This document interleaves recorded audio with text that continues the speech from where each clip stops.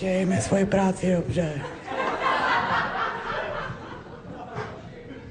Odtud podsud sem už ne. Dobrý večer. Všem. Já jsem přišel trošku pozdě a chtěl bych se omluvit a zároveň jsem přemýšlel o tom, že řeknu, proč jsem přišel pozdě.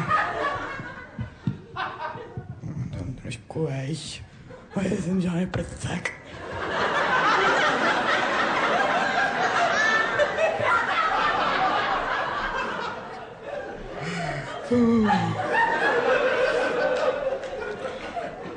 No, že mi se stala taková komická sranda, že jsem právě... Takhle já jsem jako měl, jsem si koupil dneska ráno.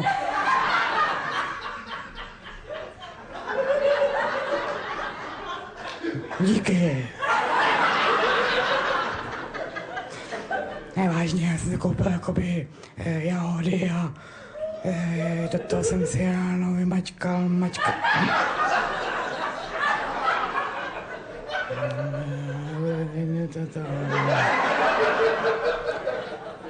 do toho jsem si vymačkal mačkací mlíko a právě jsem teďka právě jak jsem přišel pozdě, tak jsem byl kakat jako.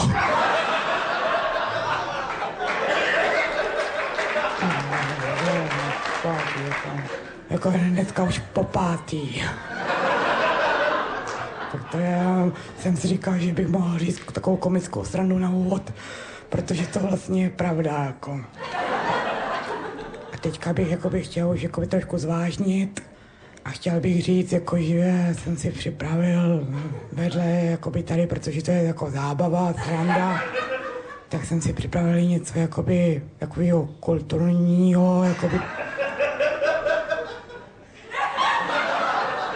Mi to jedno. Připravil jsem si písničku. Je to taková, řekl bych, spíš tragikomická písnička. Je to písnička, která se odehrává vlastně v takové dědině na periferii, jakože oni jsou odříznutí od té civilizace. A teďka jakoby oni čekají na jaro, jenomže místo toho přijde mráz, jako.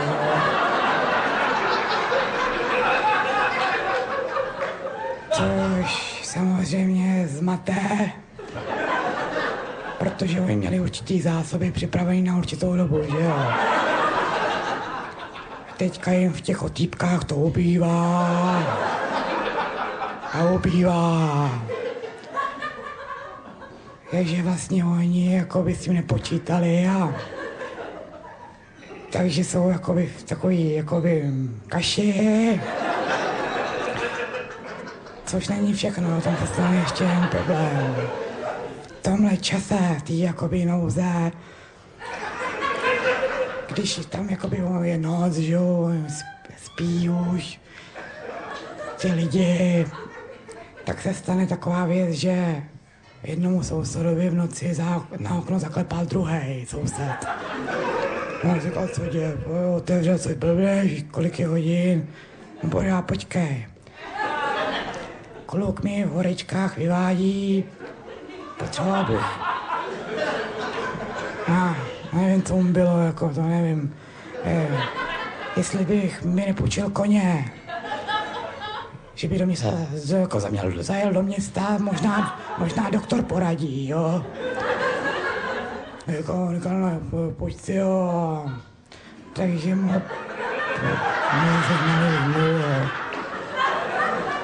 Takže on mu ho půjčil a když jakoby tu přesku zapínal, tak ho ještě naposledy varoval.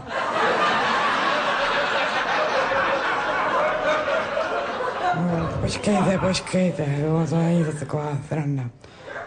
On mu říkal, nejezdí naší zkratkou, tam snadno známeš vás. No, tam byl hrozně příkrý sráz, no. Jenomže on blázen jel. Teďka na to kalný ráno neradi vzpomínají z té vesnice, protože kuň se vrátil sám. Jo, a oni už měli tady a věděli, co se asi stalo, jo. Takže všichni válili tam k tomu místu, k tomu, kde byl ten sráz. Když tam přišla celá vesnice, jo, teď krev jim stula v žilách nad tím obrazem. Dokonce tam byl jeden jejich spolužák, s kterým se neměli moc rádi, to je jedno. A ten klobouk sňal. A prostě z toho jakoby vyplývá, že ten, kdo spěchá se domů, možná třeba nevrátí. A je to píseň vlastně, řekl bych, taková tragikomická, protože vlastně oni, když si uvědomíte, že oni jako komický je, jako že oni jakoby čekají to jaro, což je což je tragický. Jako jo, protože jsou v té situaci v té zimě. A komický je, že přijde mráz, což je vykolejí.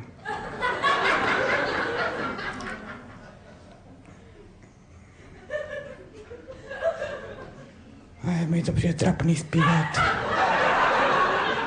Když vy víte, jak to skončí. Jakože umře.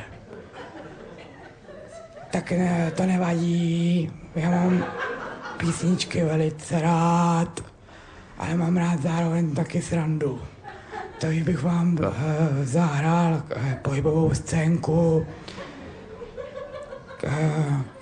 která se jmenuje Špatně namíchaný bublifuk. A je to scénka z doby za bolševika ještě, když se prostě dovážely těch bublifuky špatný.